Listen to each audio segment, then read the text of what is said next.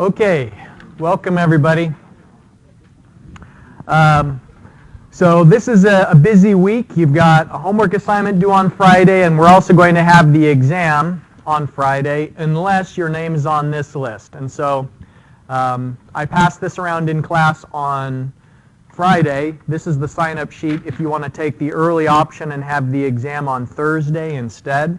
So if you haven't yet put your name on this, I'm going to circulate it around one last time today.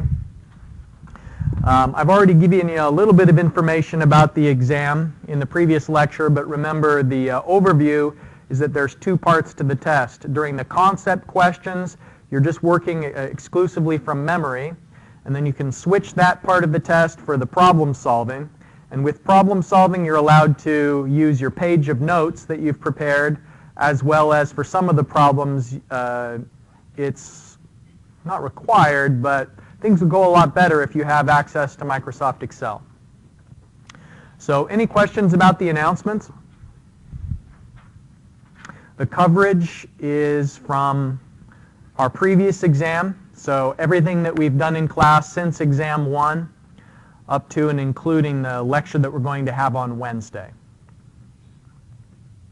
So it'll be one last hurrah before you enjoy a nice week off for spring break.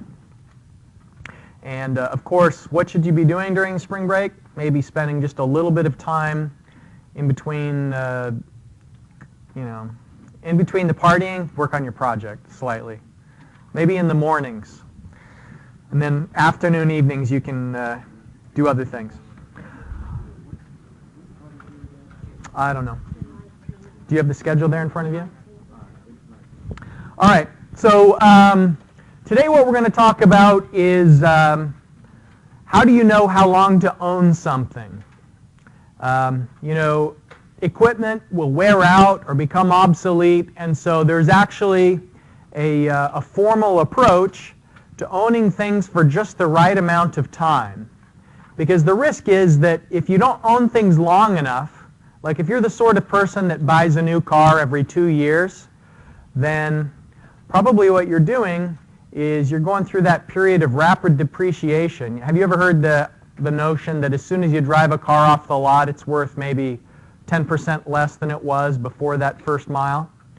Just the idea that things lose value really quickly during that initial period of ownership. And so the risk of owning things for too short a period of time is that your capital recovery costs are very high. The risk of owning things for too long is that as they break down more and more, that your maintenance expenses become too great. And so, optimizing how long to own things is kind of balancing those two cost components. Balancing the first cost with the annual maintenance and repair costs, which gradually are getting worse. Okay, so the criteria for why you would consider replacing an item, first of all, is if it's beginning to lose performance. And so you can see I've got a picture of a car shown here just to illustrate the idea that as your car gets older and older, you may find yourself in the repair shop more often.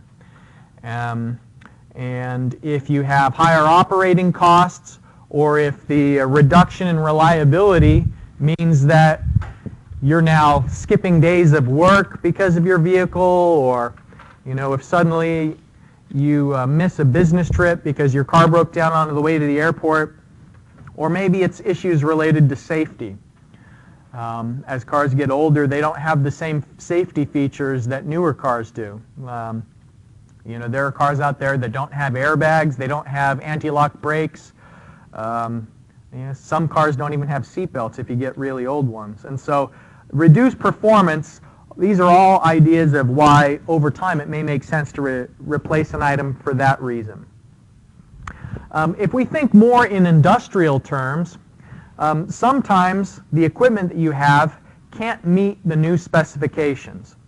And you can see the illustration that I have depicting this is the production of steel, where there are higher grades of steel that have improved corrosion resistance, improved strength, higher purity.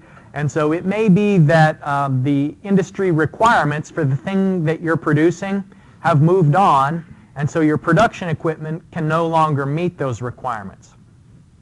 So another example would be maybe a copy machine, where if you've got a copy machine that's moving really slowly, even if it's not that it's breaking down, maybe that it's not able to make color copies, and there are a lot more applications where that would maybe be needed.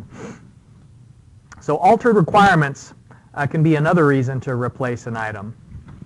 And finally, obsolescence. There was a news article within the last couple of weeks about someone who found an old Apple computer in their parents' attic, and they turned it on and it still worked. Now it's kind of a novelty, the fact that it still works, because that computer is now not going to be put into service somewhere. It was an Apple IIe, and this is actually the computer that I learned how to do the first little bits of programming on when I was in middle school. It had, this screen is probably 9 inches in diagonal. It was only green and black. It wasn't a color screen. It didn't have any hard drive. If you wanted to store programs, you had to use floppy disks. It was such a piece of junk. But like, even if it still worked, you wouldn't use it because it would slow you down.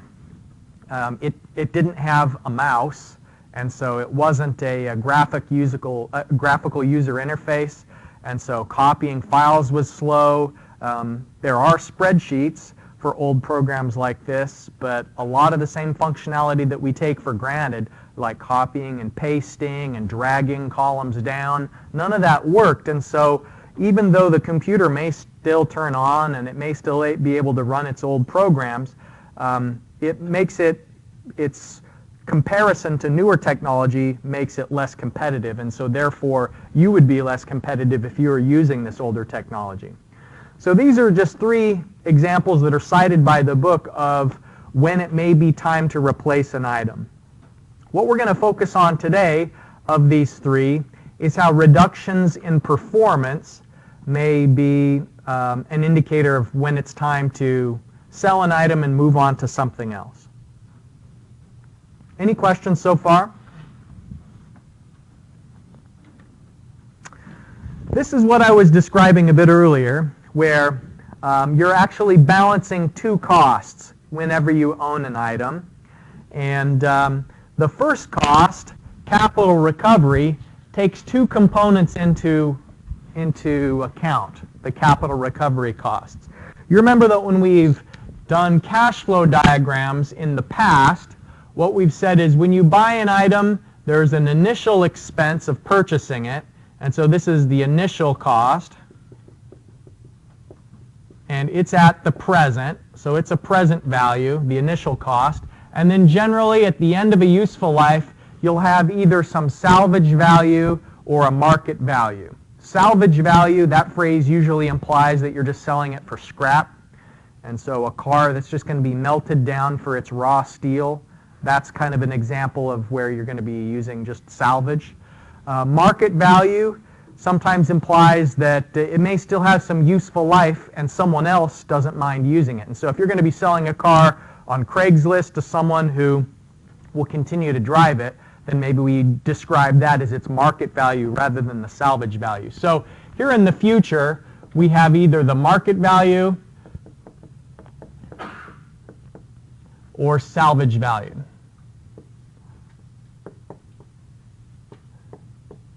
Okay, so capital recovery, CR, is how much money you would have to make to cover the cost of the initial cost and the salvage value. So there's 2 things going on there. Number 1, you're annualizing it, and so you're finding out the annual equivalent of these 2 things, of the initial cost versus the salvage value. And so number 1, it's annual. Number 2 is the initial cost will inevitably be greater than the salvage value, and so if we were just going to annualize this, it would have been a down arrow. But by definition, capital recovery is how much income would you have to make to cover those costs. And so the sign of it, so just consider the sign, because the phrase capital recovery sometimes It's asking in terms of the revenue that's required by a company. Here what we're doing, though, is we're actually considering the expense. And so look at capital recovery cost versus years. So years means how long you own it. So a car, if you just own a car and you sell it after 1 year, then your capital recovery costs are going to be very high. You may still have a pretty good salvage value, but just remember the idea that depreciation, or the loss of an item's value over time, depreciation happens most quickly. The slope of depreciation is steepest initially, and then it tapers off. And so capital recovery, the longer you own something, the lower the cost per year is going to be. My car is a 2001, and so I've owned it for a long time, and my annual cost of ownership for that car is really low just because I've spread out the initial purchase price over so many years. But if you spread out the initial purchase price balanced by the salvage value over relatively few years, then that's why the capital recovery curve is high when there's few years. Okay, now AW of AOC. So that means the annual worth of the annual operating costs. So the operating costs sometimes are already on an annual basis, but sometimes there are these irregular maintenance issues that pop up. So you may need to occasionally refurbish an item. And so it could be that on an annual basis, maybe you have to pay a certain amount for fuel and tires, but then there may be just these occasional things that come up for operational refurbishment. And so what we'd need to do to find the annual worth of the annual operating costs is we'd need to translate that into just a single representation of all of the annual costs together. And so what we'd have to do is we'd have to take these individual amounts back to the present and then take them from the present and distribute them into an annual series. So all of the annual operating costs have to be taken to an annual worth basis. Now the tricky thing is that your annual operating costs will be different in some cases the longer you own it. And so now take, for example, that car that's going to be breaking down the longer you own it. So maybe more realistically, the annual operating costs, maybe the first 3 years are low because the car is under warranty. But then after it's not on warranty anymore, the operating costs are getting worse and worse. And so what you need to do to find the annual worth of them is if you own an item 4 years, then you'd need to take all of these, take it to the present, and then find the annual equivalent where you have an annual series where all of the arrows are the same. This would be the annual equivalent if you own it for 4 years. If you own it for 5, same thing. Take everything to the present, and then from the present back to a uniform annual series. So that's just one of the parts of the method I'm going to be sharing with you today, is that even when the annual operating costs are irregular, you have to find out what would be the equivalent amount on an annual basis, because that's going to tell you the ideal number of years to own something. You can see from the figure here, it's saying that economic service life is where you're minimizing the annual worth of the costs. This is the ideal number of years to own it because you've got the lowest cost of ownership if you keep it that number of years. If you own it for fewer years than that, the capital recovery costs are too high. If you own it for more years than this, then what's too high is the annual operating costs. And so the perfect amount is just the number of years that corresponds to the lowest total annual worth of costs. Does everybody understand the decision criteria there? So I always try and emphasize, how do you know what decision to make? Because it's not just enough to put numbers into a spreadsheet and do calculations. You then have to take the results of that analysis and make a decision. And the decision here is, should I own the car for 3 years? Should I own it for 4 years, for 5 years? And the way you know how many years to own it is it's the number of years that gives you the lowest cost. Okay, so a little bit of terminology. In class next time, we're going to do a different type of replacement study where instead of just looking at one item and how long we should own it, we'll look at 2 different items and we'll look at whether we should keep the existing equipment or replace the existing equipment with something new. And when we do that analysis, there's going to be the phraseology defender and challenger. And we've kind of already dipped our toes into that water before when you're doing like incremental analysis. Remember, in incremental analysis, we're comparing 2 things, and the defender is the one that you already like, and the challenger is maybe the next best option that you're trying to figure out whether or not to replace the defender with. Market value is the current trade-in value, or if it's sold on the open market, how much you could get for it. I've changed, if you've got the notes printed out, I changed the definition slightly for economic service life. It already said the number of years at which the lowest annual worth of cost occurs, but just to illustrate what it means is that's how long you should own an item. That's what the economic service life, that's the action dictated by that number of years. When we do the comparison in class on Wednesday, where we're comparing the existing equipment to new equipment, you would think maybe that existing equipment has no cost.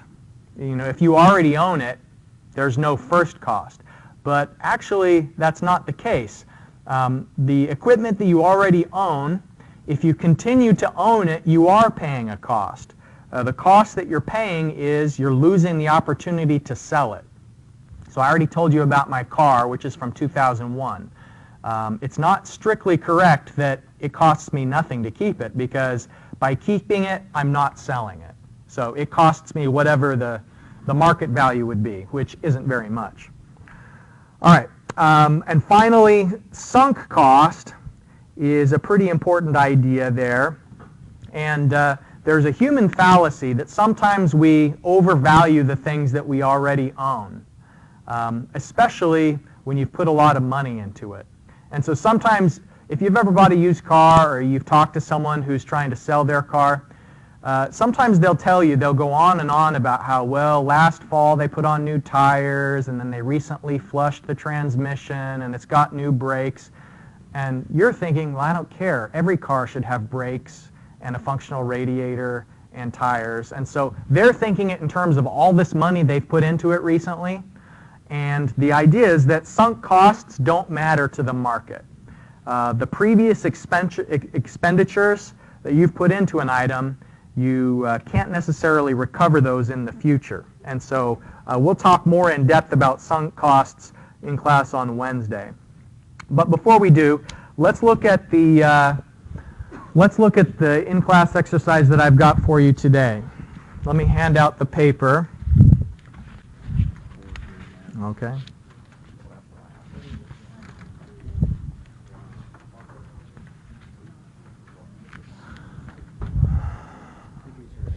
Okay, thank you.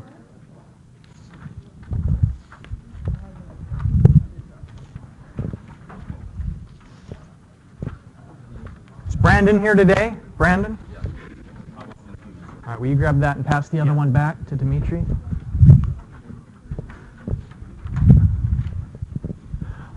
Okay, so we've got some equipment that we're going to be purchasing in this example. Need 2 more? All right.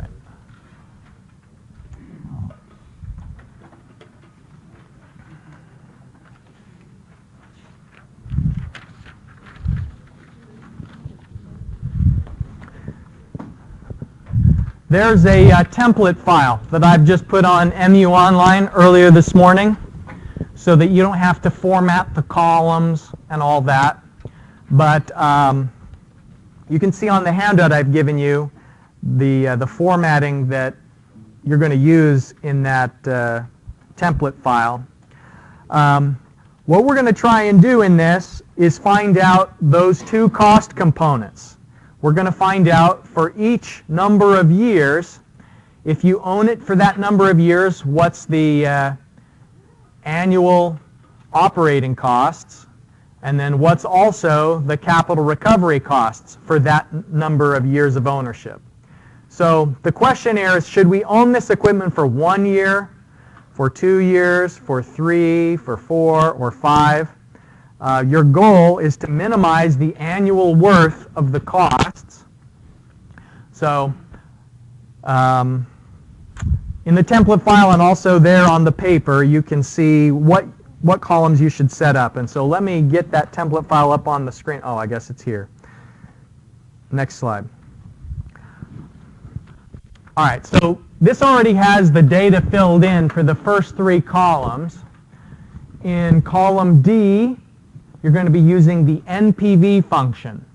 Now, what's the caution that should pop into your mind anytime you apply the NPV function? Year 0. Yeah, don't include year 0. The only thing that you put into NPV function is money that's already in the future that you want to take to year 0. So if you look at this analysis, we start with year 1. So what that means is it's okay to use the NPV function on the range so far of the operating costs. And so column D, for example, D8 is just going to be NPV of C8. Now D9 is going to be the NPV of this 5,000 and the 6,500. And so what that will do is it'll find the present worth of the operating costs, because you're going to have to take them all to the present before you spread it back out over an annual series.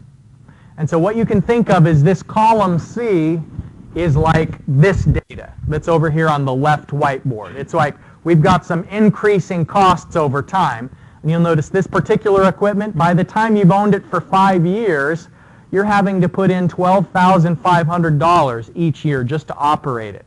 So it's getting less reliable, it's breaking down more often, you're having to replace parts and so on.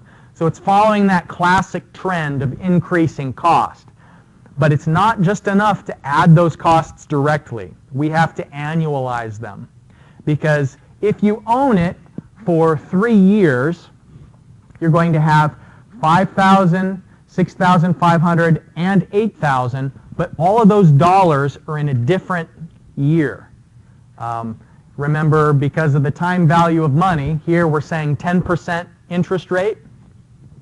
$8,000 in year 3, those dollars aren't the same as the strength of a dollar in year 2. So we have to account for the time value of money by doing this column D operation. So column D is where you're taking it to the present, and then column E is where you're again annualizing it. Now the instructions that I give you for column F is you're going to use the payment function. So you're going to use PMT, and you're going to fill in both the present value and the future value in that function. So simultaneously you're going to include the first cost and the market value.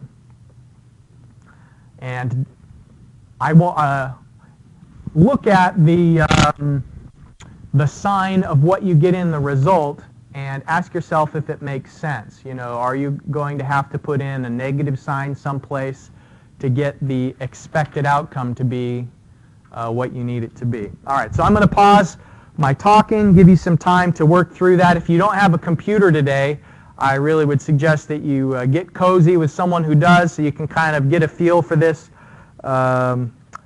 example as it's being worked through.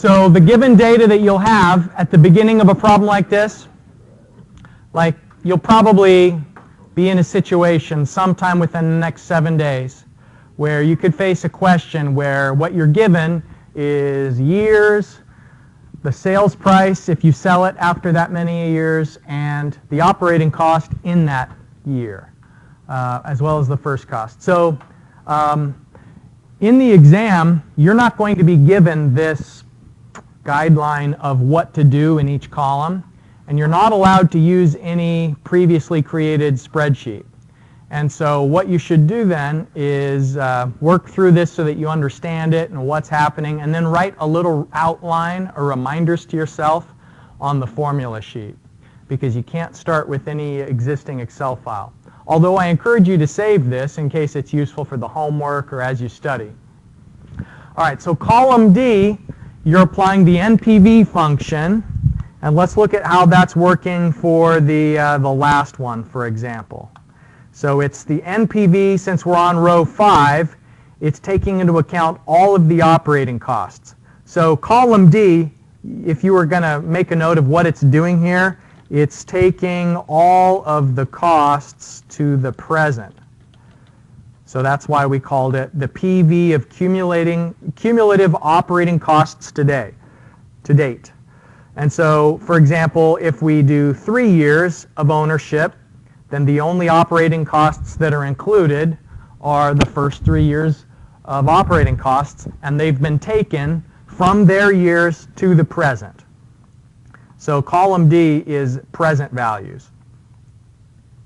Now, I know it's a little confusing because you see this 15,000 and it looks like it's in year 3, but it's not. That 15,000 is at the present. It's if you own it for 3 years. Okay. Now, column E, what we're doing is we're finding the annual worth of those operating costs. And so remember I said 3 years of ownership. The operating costs taken to the present are $15,928. If we redistribute them out over an annual series, then the annual equivalent is $6,405. So what we're saying is that it's economically the same to own something and have to pay. All right. The first year was $5,000 operating cost, so $5,000. The next year was $6,500, and then year 3 was $8,000. What we're saying is that this is economically the same as paying $6,405 each year for 3 years. So A equals 6,405. So it's the same. Now, the reason why we want to annualize it is because we have to, remember, treat all of these dollars on the same basis. And by taking it to year 0 and then finding the annual equivalent, we're able to draw comparisons that we otherwise wouldn't be able to draw. You remember the repeatability assumption? Well, when you're comparing alternatives and they have a different number of years that they'll last, one of the ways to avoid having to apply the repeatability assumption manually is to find the annual costs. So to solve for everything on an annual basis. And so we're getting in that habit now of finding annual equivalents, because then when you compare 2 alternatives in a replacement study, like option A will last for 3 more years if I keep my existing equipment, or I could buy something new now. So should I buy the new thing now, or should I buy the new thing after 1 year or 2 years or 3 years? So that kind of analysis, we're going to have to rely on thinking in terms of annual costs. And so that's why we wanted to spread these different amounts into a uniform annual cost, is it allows us to make comparisons that otherwise we can't make. Okay, so that's what's happening here in column E. Now the capital recovery is tricky because we know these are costs.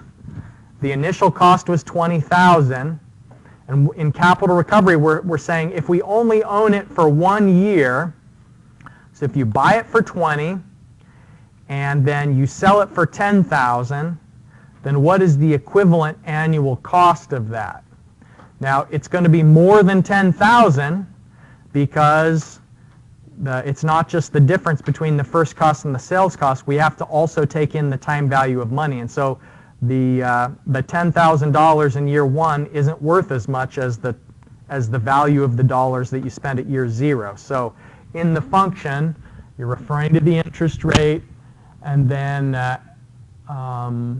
the reference to the first cost is anchored. You'll notice the dollar signs in there and also the negative sign because we want the capital recovery to be negative to reflect the fact that it's, outflow. And then for the total, let's expand that. The total cost is going to be the sum of the two. So let's just say E plus F. And we want to find out which is the lowest on an annual basis. And the lowest is this one. So 3 years of ownership is the ideal. Owning the item for 3 years gives the lowest annual costs. And so you should own it for 3 years. And so if the problem said find the economic service life, in the problem it's not going to say find the lowest cost and how many years corresponds to that. You'd be expected to know what economic service life means. And so the other conclusion here is the economic service life of this equipment is 3 years. All right.